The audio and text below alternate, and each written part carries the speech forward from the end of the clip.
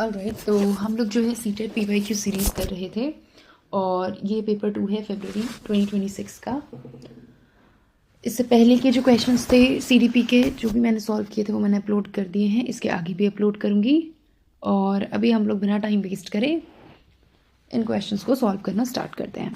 तो question number 21, given below are two statements, one marked as assertion and the other as reason. Read the statements and choose the correct option. यानी कि assertion reason यानी कि अभिकथन और कारण वाला question है। तो असर्शन क्या दिया हुआ है? Children learn most effectively when they are criticised frequently for their mistakes. अभिकथन, बच्चे सबसे प्रभावी ढंग से तब सीखते हैं जब उनकी गलतियों के लिए उनकी बार बार आलोचना की जाती है। Reason, frequent criticism makes children self-reliant, which helps in improving their academic performance. कारण, बार बार आलोचना करने से बच्चे आत्मनिर्भर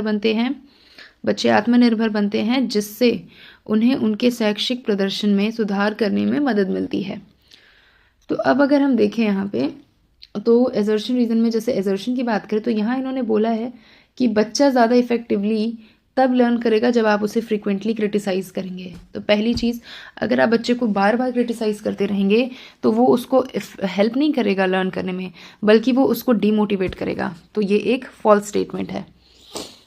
रीज़न इसमें दिया हुआ है कि फ्रीक्वेंट क्रिटिसिज्म है, इससे क्या होता है कि बच्चे के अंदर सेल्फ रिलायंस डेवलप होता है और वो अपनी एकेडमिक परफॉर्मेंस को बढ़ाता है। नहीं, अगर बच्चा डीमोटिवेट होगा, बार बार आप उसे क्रिटिसाइज़ करेंगे तो उसके एकेडमिक परफॉर्मेंस को घटाएगा।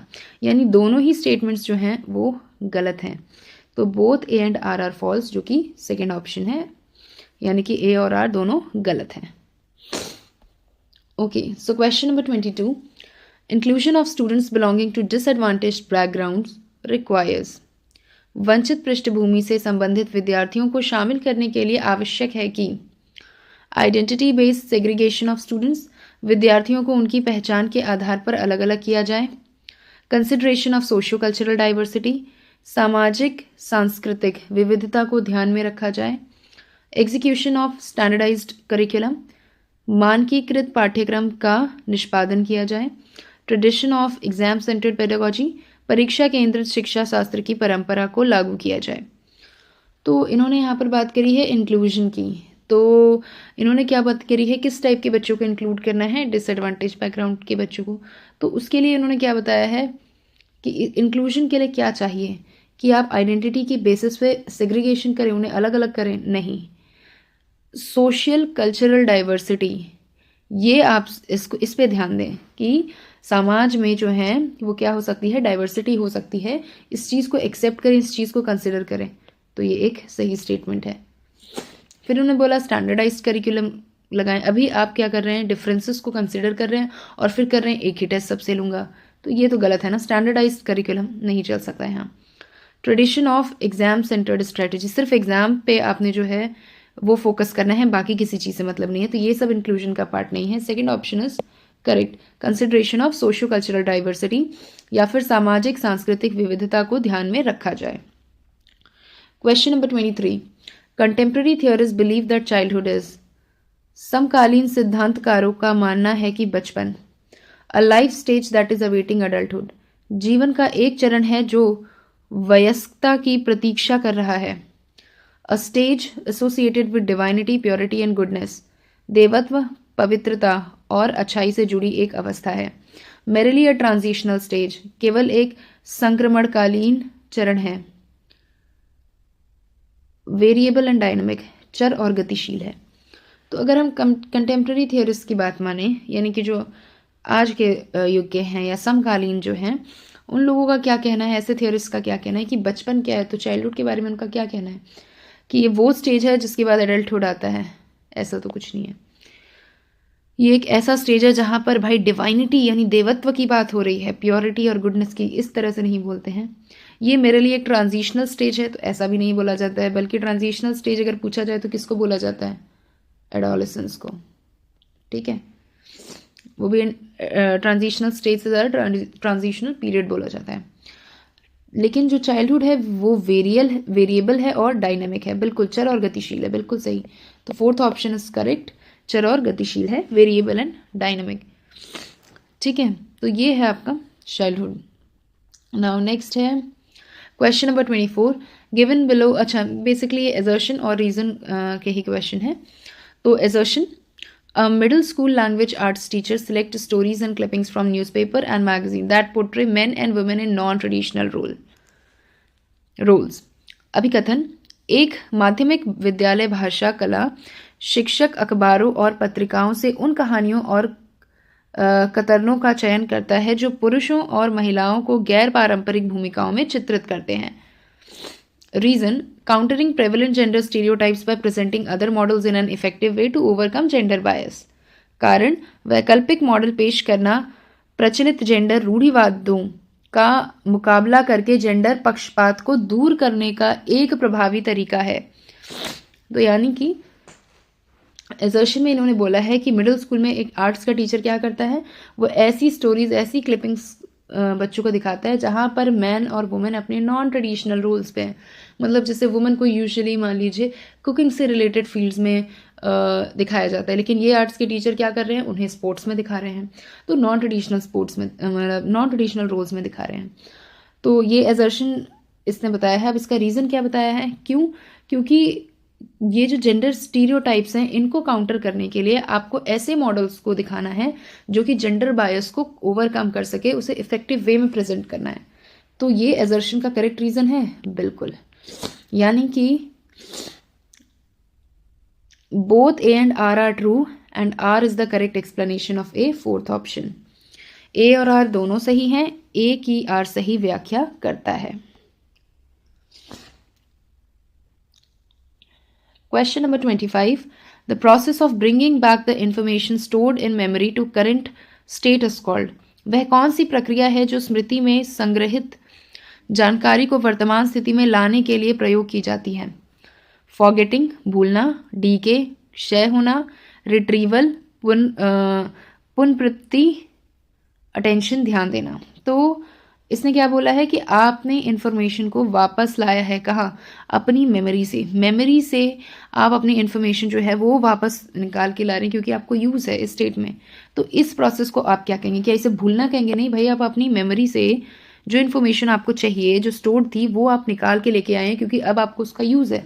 इसे डीके तो नहीं बोलेंगे, रिट्रीवल, बिल्कुल आप उसे निकाल रहे हैं। सो थर्ड ऑप्शन रिट्रीवल या फिर पुनर्प्राप्ति। Question number 26. Which of the following statements about classroom assessment is correct? कक्षा आकलन के बारे में निम्नलिखित में से कौन सा कथन सही है? Use of norm referenced assessment that compares performance of the student to that of the peers motivates the students to learn more meaningfully. मानदंड संदर्भित आकलन का उपयोग जो विद्यार्थी के प्रदर्शन की तुलना साथियों के प्रदर्शन से करता है, विद्यार्थियों को अधिक सार्थक रूप से सीखने के लिए अभिप्रेरित करता है। Focus of assessment should be paper pencil assessment rather than non-written behaviors to maintain objectivity. निष्पक्ष बनाए रखने के लिए गैर लिखित व्यवहार के बजाय आकलन का केंद्र पेपर पेंसिल आकलन होना चाहिए। Formative assessment should include tasks which inform teachers about what students know about the concept before they begin teaching. रचनात्मक आकलन के में ऐसे कार्य शामिल होने चाहिए जो शिक्षकों को इस बारे में सूचित करते हैं कि विद्यार्थी पढ़ाना शुरू करने से पहले संकल्पना के बारे में क्या जानते हैं। Fourth option, summative assessment does not serve any purpose and should not be undertaken since the process is more important than the final learning outcome. योगात्मक आकलन किसी भी उद्देश्य की पूर्ति नहीं करता है और इसे नहीं किया जाना चाहिए क्योंकि अंतिम सीखने के परिणाम के तुलना में प्रक्रिया अधिक महत्वपूर्ण है। तो ये जो क्वेश्चन नंबर 26 है ये बेसिकली असेसमेंट के बारे में पूछना चाह रहा है।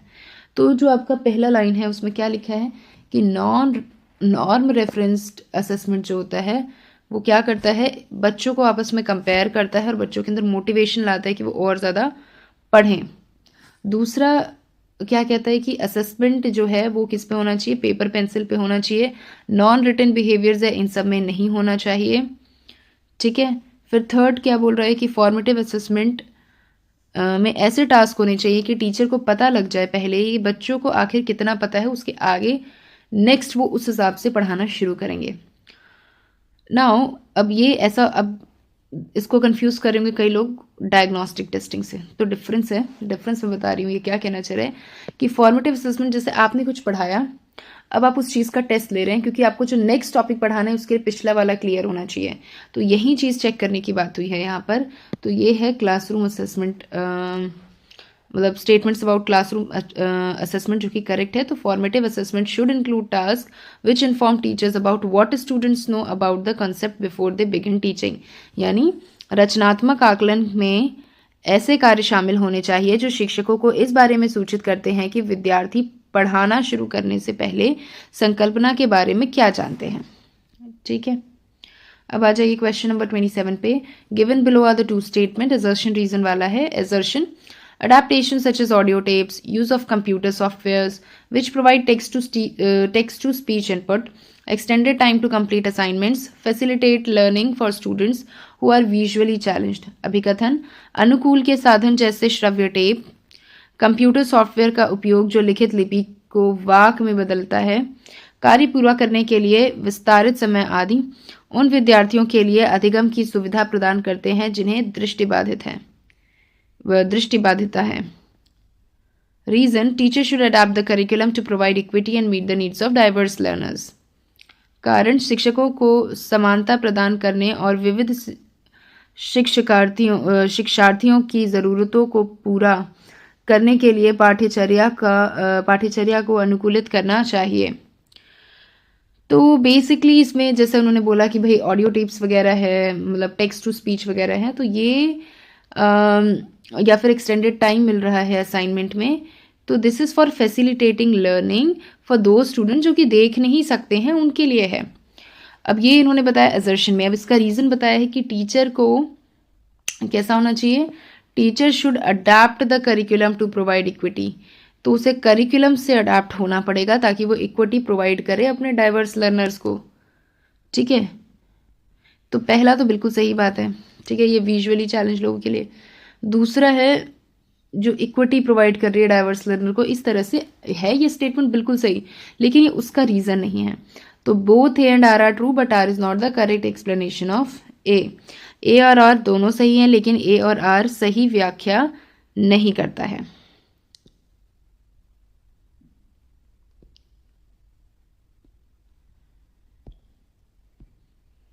क्वेश्चन नंबर 28, ये भी असर्शन रीजन का है। Adolescents have difficulty with emotional regulation and inhibiting their impulses and are quite susceptible to peer pressure. अभिकथन, किशोरों को भावनात्मक विनियमन और उनके संवेगों को बाधित करने में कठिनाई होती है और वे साथियों के दबाव के प्रति काफ़ी संवेदनशील होते हैं। ठीक है, reason, this is physiological and hormonal changes during adolescence impact the behavior of the adolescents in variety of ways. यानी कि कारण, किशोरावस्था के दौरान शारीरिक और हार्मोनल परिवर्तन किशोरों के व्यवहार को विभिन्न तरीकों से प्रभावित करते हैं। ठीक है, तो इसमें फोर्थ ऑप्शन आपका करेक्ट है बिल्कुल, ए और आर दोनों ही। Oh no, I am sorry, गलत आंसर बताया मैंने। पहला इसमें इसने आपको अगर एजर्शन देखेंगे तो क्या देखा है कि इसमें बोला गया है कि जो एडोलेसेंस है वो अपने इमोशन को ऐसे रेगुलेट जो है इम्पल्सिस पे काम करता है तो रेगुलेट नहीं कर पाता है। अब इसका रीज़न भी दिया हुआ है क्योंकि फिजियोलॉजिकल और हार्मोनल चेंजेस होते हैं एडोलेसेंस में जो कि उनके बिहेवियर को क्या करते हैं, वैरायटी ऑफ वेज में अफेक्ट करते हैं। तो आप ये कह सकते हैं ए भी सही है, आर भी सही है, यानी एजर्शन भी सही है, रीज़न भी सही है, और जो रीज़न है वो एक्सप्लेनेशन है, मतलब और जो रीज़न है वो करेक्ट एक्सप्लेनेशन है असर्शन की। So both A and R are true and R is the correct explanation of A. A और आर दोनों सही हैं और ए की आर सही व्याख्या करता है। क्वेश्चन नंबर 29, गिफ्टेड चिल्ड्रन यानी कि प्रतिभाशाली बच्चे excel in all academic as well as co curricular areas, सभी शैक्षणिक और सह पाठ्यक्रम छात्रों में उत्कृष्टता दिखाते हैं। Exhibit high cognitive abilities as well as skills of social communication, उच्च संज्ञानात्मक क्षमताओं के साथ साथ सामाजिक संप्रेषण के कौशल का प्रदर्शन करते हैं। Third option, get distracted easily and have low concentration span, आसानी से विचलित हो जाते हैं और इनमें एकाग्रता की अवधि कम होती है। Absorb information quickly and accurately, जानकारी को जल्दी और सटीक रूप से अवशोषित करते हैं। तो यहाँ पर गिफ्टेड चिल्ड्रन के बारे में पूछा गया है। तो गिफ्टेड चिल्ड्रन की खास बात ये होती है कि वो इन्फॉर्मेशन को बहुत ज़्यादा क्विकली ग्रैब करते हैं और एकदम एक्यूरेटली ग्रैब करते हैं। तो ये फोर्थ ऑप्शन है, ठीक है, इसकी जानकारी को जल्दी और सटीक रूप से अवशोषित करते हैं। Now question number 30, which of the following statements about language and recognition is not correct as per Lev Vygotsky theory. तो लेव वाइगोत्स्की के सिद्धांत के अनुसार भाषा और संज्ञान के बारे में निम्नलिखित में से कौन सा कथन सही नहीं है, कौन सा नहीं है वो चूज करना है आपको, और किसके बेसिस पे करना है, जो लेव वाइगोत्स्की की सोशियो कल्चरल थ्योरी थी। तो इसमें क्या क्या ऑप्शंस दिए हुए हैं कि language development hinders cognitive development, तो ऐसा तो कुछ नहीं है, ठीक है, कि लैंग्वेज डेवलपमेंट होगा तो आपको कॉग्निटिव डेवलपमेंट, ब्रेन का डेवलपमेंट रुक जाएगा, ऐसा कुछ नहीं है। Inner speech is use for mental reasoning, बिल्कुल इनर स्पीच को मेंटल रीजनिंग के लिए अच्छे से यूज किया जा सकता है, इनर स्पीच को, ठीक है। Language inevitably affects the way children thinks, ठीक है। Now external speech is use to converse with others. तो हम लोग जब एक्सटर्नल स्पीच की हम लोग बात कर रहे हैं तो इससे वो दूसरों से कन्वर्सेट होने के लिए। Now this language development hinders cognitive development. Language development जो है वो हिंडर कर रहा है कॉग्निटिव डेवलपमेंट में, ये पूरी तरह से एक गलत स्टेटमेंट है। इसीलिए यही यहाँ पर सही होगा कि भाषा का विकास संज्ञानात्मक विकास में बाधा डालता है। ओके, तो यहाँ पर सीडीपी के क्वेश्चंस जो हैं इस पेपर के ख़त्म हो गए हैं और भी हम लोग सॉल्व करेंगे। और अब जो नेक्स्ट वीडियो होगी वो बेसिकली होगी मैथ्स के प्रीवियस ईयर क्वेश्चंस को सॉल्व करने की, ठीक है। तो तब तक के लिए take care and bye bye.